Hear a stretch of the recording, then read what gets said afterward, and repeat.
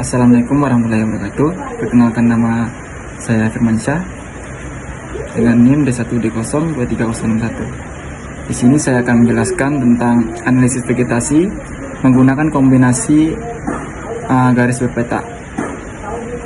Mata kuliah metode penelitian dengan dosen pengampu Ibu Insinyur Nursanti Eshud MSI.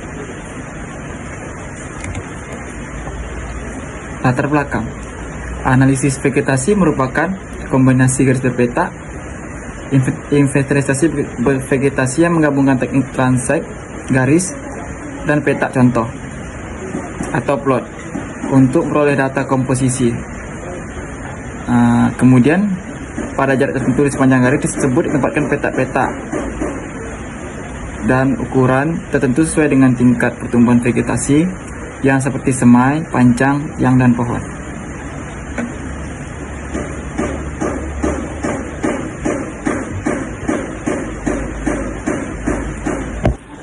Menurut Ken 2012, penggunaan kombinasi garis dan peta sangat efektif dalam studi ekologi tumbuhan karena mampu mengurangi bias sampling dan memberikan gambar struktur komunitas vegetasi yang lebih akurat.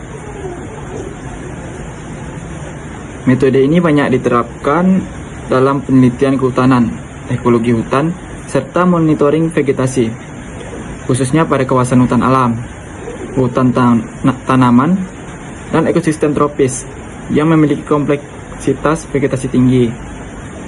Suryanegara dan Indrawan 2005. Penjelasan: salah satu metode yang sering digunakan dalam penelitian vegetasi hutan adalah metode kombinasi garis berpeta karena mampu memberikan gambaran vegetasi yang cukup representatif dengan efisiensi waktu dan tenaga yang relatif tinggi. Indianto 2012. Dengan demikian, analisis vegetasi menggunakan kombinasi garis berpeta tidak hanya memberikan gambaran kondisi vegetasi saat ini, tetapi juga dapat digunakan sebagai dasar evaluasi dan perencanaan pengelolaan ekosistem secara berkelanjutan. Kemudian metode-metode yang digunakan yaitu seperti metode plot sampling, metode land transect, metode bed transect, metode kombinasi garis berpeta, 5 metode analisis vegetasi. 1. Metode plot sampling. Metode plot sampling yaitu teknik pengambilan data vegetasi dengan cara menempatkan peta contoh atau plot berukuran tertentu pada area penelitian untuk mencatat jenis jumlah individu, diameter, tinggi, dan parameter vegetasi lainnya. Metode ini banyak digunakan karena mudah diterapkan dan hasilnya dapat dianalisis secara kuantitatif. Kedua yaitu metode land transect, merupakan teknik analisis vegetasi dengan menarik garis lurus transect di lokasi penelitian, kemudian mencatat jenis tumbuhan yang memotong atau berada tepat pada garis tersebut. Metode ini efektif untuk melihat perubahan komposisi vegetasi sepanjang suatu gradien lingkungan.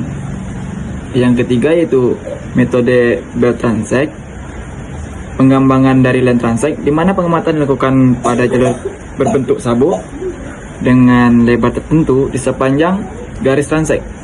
Semua individu tumbuhan yang berada di dalam jalur tersebut dicatat, sehingga data yang diperoleh lebih rinci dibandingkan dengan land transect. Yang keempat yaitu metode kombinasi garis berpeta. Metode kombinasi garis berpeta adalah metode analisis vegetasi yang menggabungkan teknik garis transect dan plot sampling. Sepanjang garis transect ditempatkan peta-peta contoh pada jarak tertentu untuk mencatat struktur dan komposisi vegetatif. Metode ini banyak digunakan dalam inventarisasi hutan karena memberikan data yang cukup lengkap dan sistematis. Yang kelima yaitu metode Point Centered Quarter atau PCQ. Metode PCQ adalah metode tanpa plot yang membagi area di sekitar titik sampel menjadi 4 kuadran. Pada setiap kuadran dicatat individu tumbuhan terdekat dari titik pusat. Metode ini efisien untuk hutan dengan vegetasi jarang dan relatif homogen atau memiliki satu jenis. Kemudian metode relief. Metode relief adalah metode analisis vegetasi yang bersifat kualitatif hingga semi kuantitatif dengan cara mencatat seluruh jenis tumbuhan yang terdapat dalam suatu peta. Contoh beserta tingkat dominansinya. Metode ini sering digunakan dalam studi ekologi tumbuhan dan klasifikasi komunitas vegetasi. Yang ketujuh yaitu metode sensus. Metode sensus merupakan metode pengamatan vegetasi dengan mencatat seluruh individu tumbuhan yang ada di area penelitian tanpa menggunakan sampel. Metode ini memberikan data paling akurat, namun hanya efektif untuk area yang relatif kecil. Nomor 8 yaitu metode plot permanen. Seperti namanya, analisis vegetasi dengan menetapkan peta contoh yang diamati secara berulang dalam jangka waktu tertentu. Metode ini bertujuan untuk memantau dinamika vegetasi seperti pertumbuhan, kematian, dan regenerasi tumbuhan. Kemudian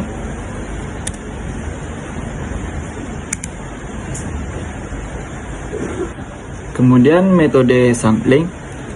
Yang pertama itu simple random sampling. Simple random sampling teknik pengambilan sampel di mana setiap unit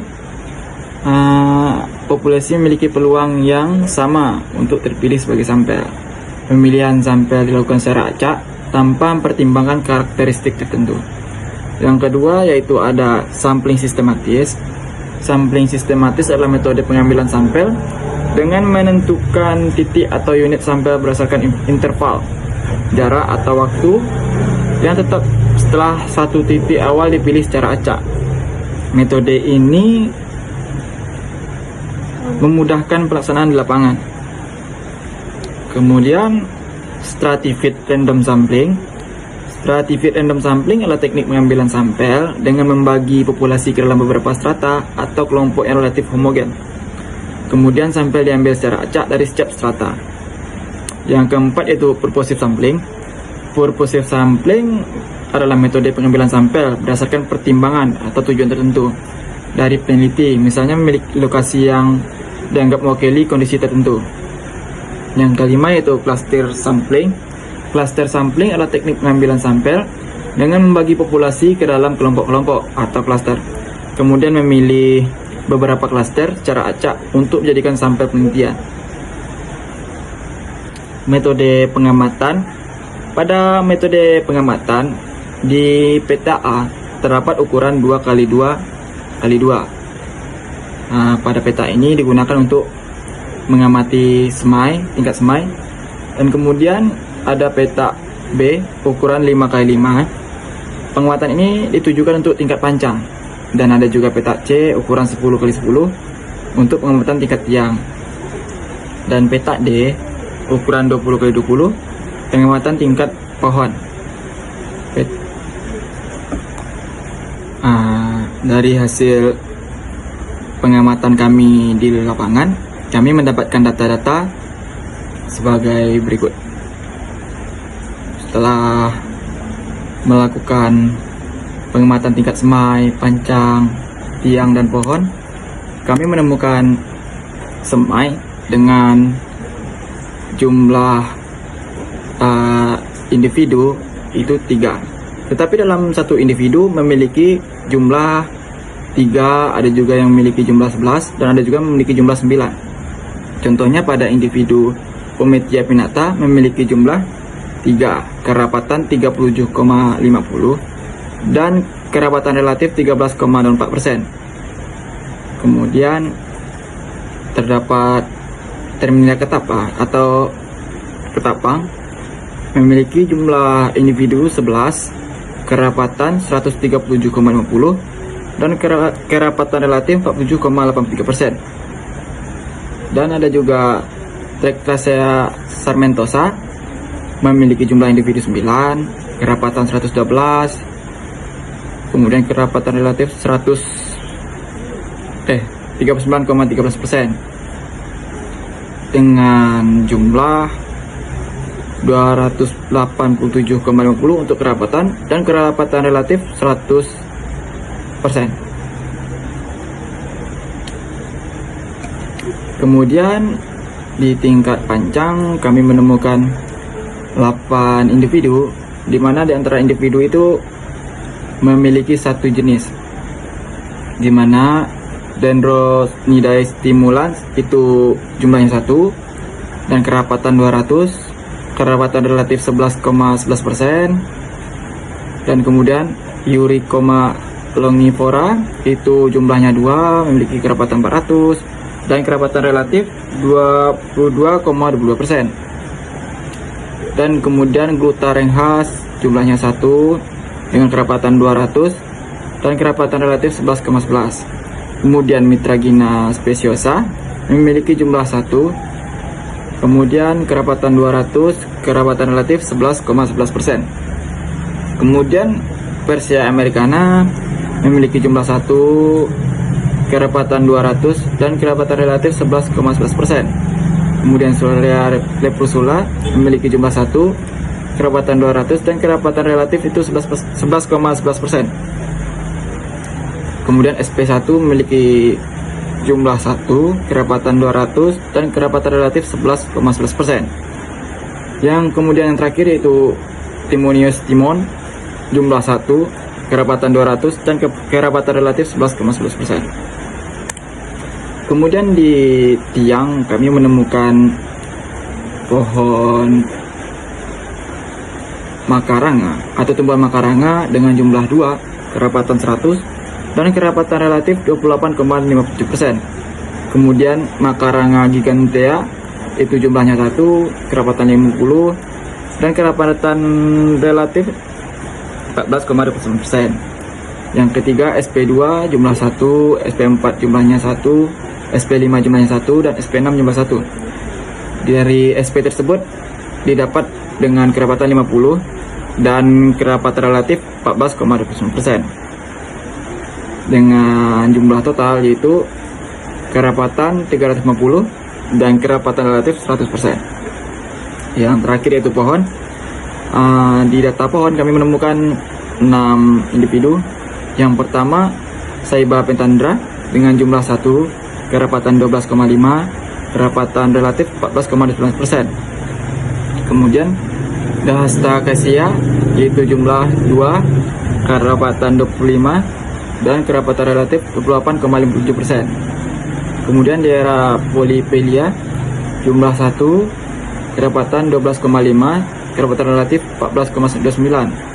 Kemudian Endospermum duodenum jumlah 1, kerapatan 12,5 dan kerapatan relatif 14,29%. Kemudian Macaranga jumlah 1, kerapatan 12,5, kerapatan relatif 14,29%. Kemudian SP3 jumlah 1, kerapatan 12,5 dan kerapatan relatif 14,29% dengan jumlah kerapatan 87,5 dan kerapatan relatif 100%. Kesimpulannya yaitu berdasarkan hasil analisis vegetasi yang dilakukan menggunakan metode komunikasi garis peta, dapat disimpulkan bahwa metode ini efektif untuk menggambarkan struktur dan komposisi vegetasi pada lokasi penelitian. Metode ini mampu mengidentifikasi jenis-jenis tumbuhan penyusun, vegetasi, tingkat kerapatan, frekuensi, dominansi, serta nilai penting masing-masing jenis secara kuantitatif dan sistematis. Sekian video yang dapat saya paparkan. Saya akhiri. Wassalamualaikum warahmatullahi wabarakatuh.